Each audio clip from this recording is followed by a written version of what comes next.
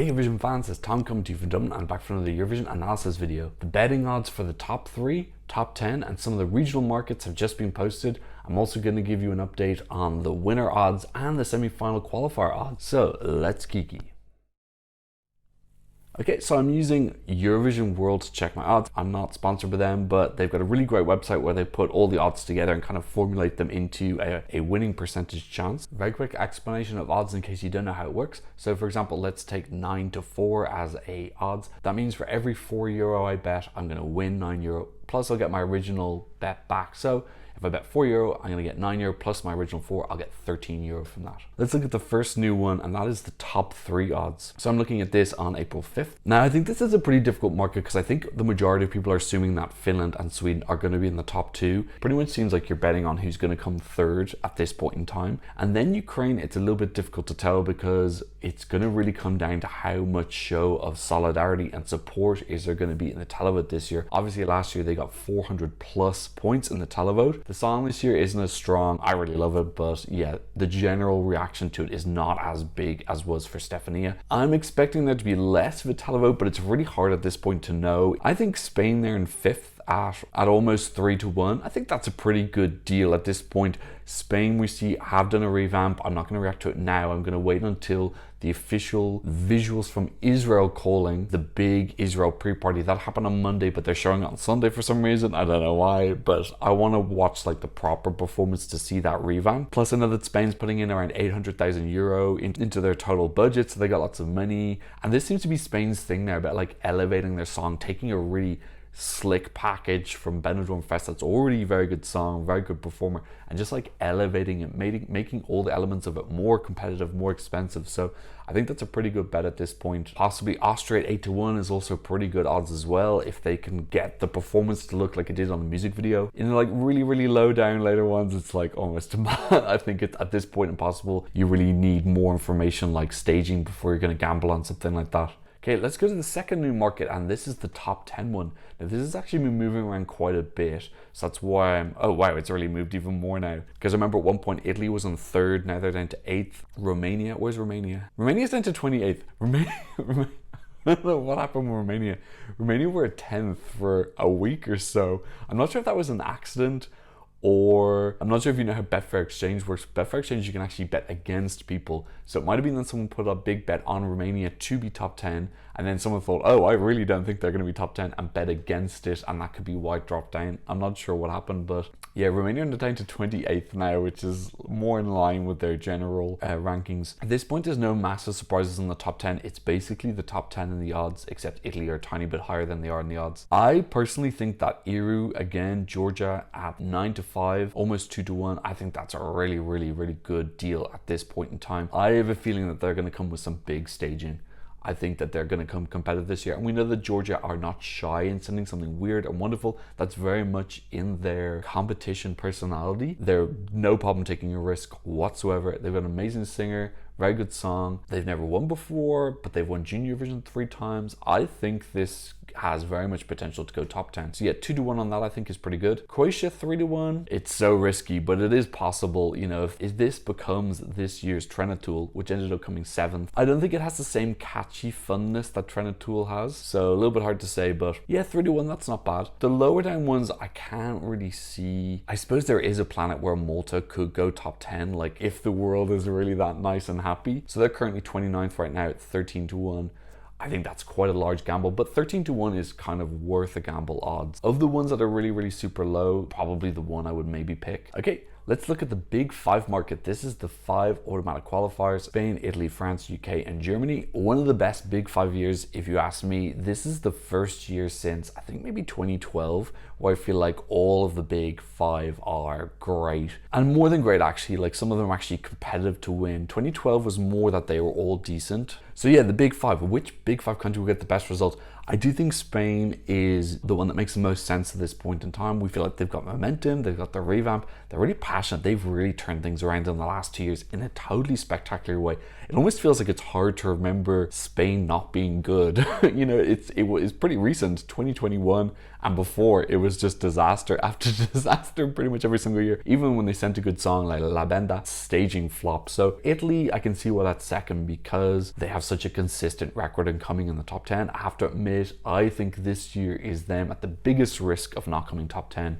I think Marco is going to have to do the majority of the work from him as a performer. I think the song he's got is not enough on its own. I think he's going to have to elevate. He does have the ability to do that, so I see why he's second, but I would actually say France in third there, 9-2. So if you bet €2, you'll get 11. I think that's not too bad. I do think that there's a possibility that France are going to bring some super elegant, wow, gorgeous staging. That music video was really lovely and succinct. It was concise. It was edited down into the purest elements. Fantastic performance for her. I think she can carry off that personality live.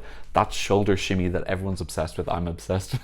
I need to practice my shoulderography. If she can do that, and they have lots of close cuts and really beautiful, demure, dark staging with an elegance to it, this could be a bit of a surprise. So that's probably my pick from those ones. So which Balkan country will get the best results? So just to clarify, the 6 ones are Romania, Albania, Greece, Slovenia, Croatia, and Serbia. This one I think is so difficult to tell, really. Those top 3, I'm pretty sure it's gonna be those top 3. Of Greece, Albania, Romania, I think the only potential dark horse is Greece. I think he's a real unknown quantity. He feels like a little bit of a maverick, a wild card. He's a young guy. I think he's gonna be quite audacious and brave. Of the bottom 3, that would kind of be my pick. But of the main 3, yes, Serbia, Croatia, and Slovenia. I had no idea. It is so much about staging. I have to admit now, I think those top 3, it's almost like a little bit of a coin toss. Like if Serbia can really convert their staging and people react to it in the same way that people reacted to Constructor, or even not as intensely as they reacted to Construct, even like 70-80% of that,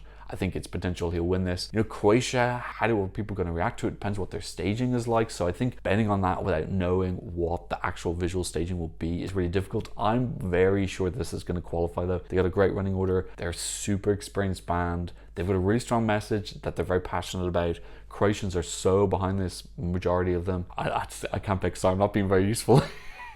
If I had to bet at this point in time, I would probably go with Croatia, just based on the fact I feel like I'm so biased towards Serbia that I can't give an honest opinion about it. So I feel like Croatia's like the safer option. I never thought I would say that. Let's go to the best Nordic country. Now this is a super competitive category this year. Iceland, Denmark, Norway, Finland, and Sweden. Okay, let's get the most obvious one out of the way.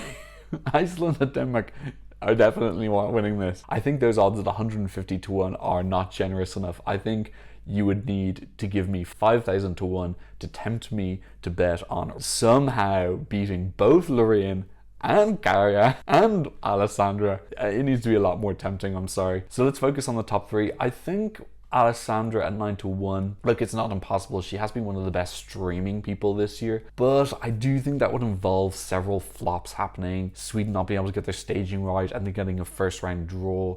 Garia maybe making some bad staging decisions, changing some things from UMK that don't really work, and getting a first half draw, and then Alessandra maybe being late teens, 17 or 22, somewhere like that. So yeah, it's not impossible, but I do think there's like, it takes a lot of ifs. If this happens, if that happens, if that happens. Between Sweden and Finland, I think Garia at 9-4 is nice. What are his winning odds? His winning odds are 4-1, and this Nordic odds is 9-4.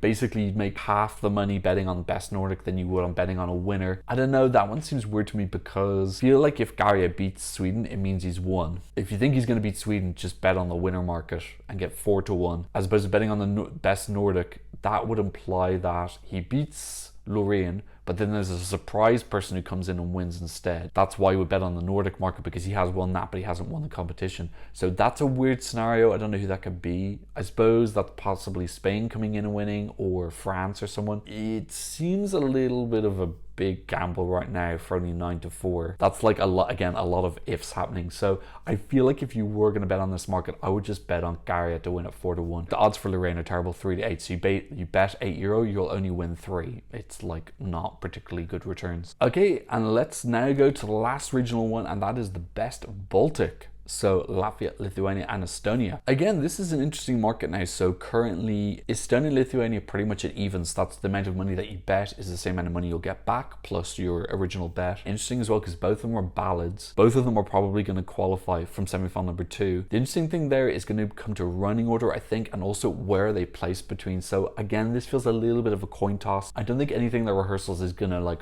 massively put one above the other. I don't think they'll deviate too much from their national finals.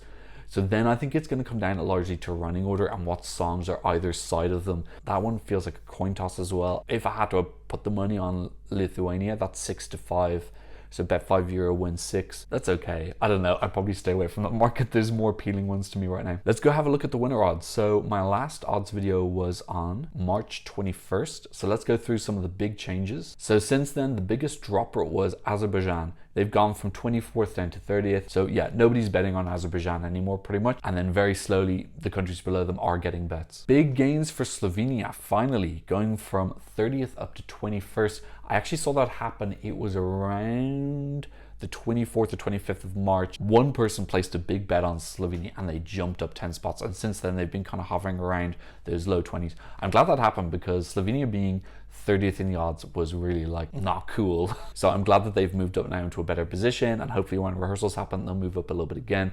I kind of get why people don't think this can win. I think it's got that feeling of like this is a really solid song that can do well. Like I think, what are its top 10 odds? You can get 4-1 for Slovenia to be top 10 in with one of the markets with Unibet. I'm not affiliated with any of the betting sites, by the way, as you probably guessed. Yeah, they're currently evens with S markets, so someone just placed a bet on that now, but there is a bet for 4-1 for Slovenia. I think that's pretty good money. Like, I'm not saying they're definitely gonna be top 10. I think they'll probably be kind of somewhere in the teens. I think somewhere between like 9th and maybe 16th, I think, is a realistic placing for them now. I don't see it having winner potential. Okay, also some gains for Netherlands. They went from 19th place up to 15th. Not sure what that is exactly, but I'm happy to see that. I really like that song. I don't like that last third, which is such a shame for me because I feel like that last third was great. This would be really special. So that's just for me. I'm just not massively into the kind of like mood change that happens.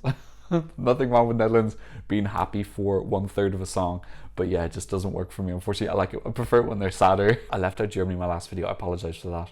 They were 20th and they're still 20th. Very solid. I expect when their rehearsal happens that they'll jump up a tiny bit because there's going to be a lot of explosions. Small drop again for the UK. They've gone from 7th down to 9th. Okay, and then let's look at run up of who else is in the top 10. So France in 10th, UK 9th, Austria in 8th, Czechia in 7th. Still think this could be the highest potential non-qualifier. I am going to do a review of their performance from Israel calling. I saw their performance in Poland, but I'm going to wait until that Israel video to tell you what I think about it. Israel are in 6th, Spain in 5th, Norway 4th, and then Ukraine, Finland, and Sweden. So not much budging at the top. I have noticed that Finland are pulling away from Ukraine, so there was quite a long period where Ukraine and Finland had the same winning chances, around 15%, and then since then Ukraine has dropped down, whereas Finland's kind of stayed the same. Let's have a look at the semi-final odds as well. I have noticed that Moldova have been slowly moving up. They're up into 6th now at 1-13, so you need to bet €13 just to win €1 back. That's a lot of confidence that they're going to go through. Yeah, really the semi-final market's not super appealing. You really need to be betting on one of the countries who are 11th to 15th for it to be worth it. Of those right now, I would probably say Malta is a pretty decent bet at 9-4. Possibly Latvia. I think Southern Lights have been showing that they're more conscious in how to tell a visual story in a much better way than previous entries. Their music video was very pretty. Their national final staging was pretty. So yeah, it's not impossible. Those would be the ones there right now, but yeah, I have to admit, I don't think the semi-final market's particularly appealing. I think when the odds were just released, almost like a sale in a shop, you had to run into the shop really quickly and get all the bargains and then run out. Okay, in semi-final number 2, again, no massive surprises here. I think Gustav in 11th, currently at 2-3, that's not a bad one. I think for semi-finals, accumulator bets make a little bit more sense. I have to admit though, yeah, other than Gustav, none of those massively appeal to me right now. Like Blanca at evens, I think it's quite a big risk for only evens betting. Yeah, I don't think many of these are appealing at all. Sorry about that. I don't think anyone's going to massively budge unless they have an absolutely disastrous pre-party performance or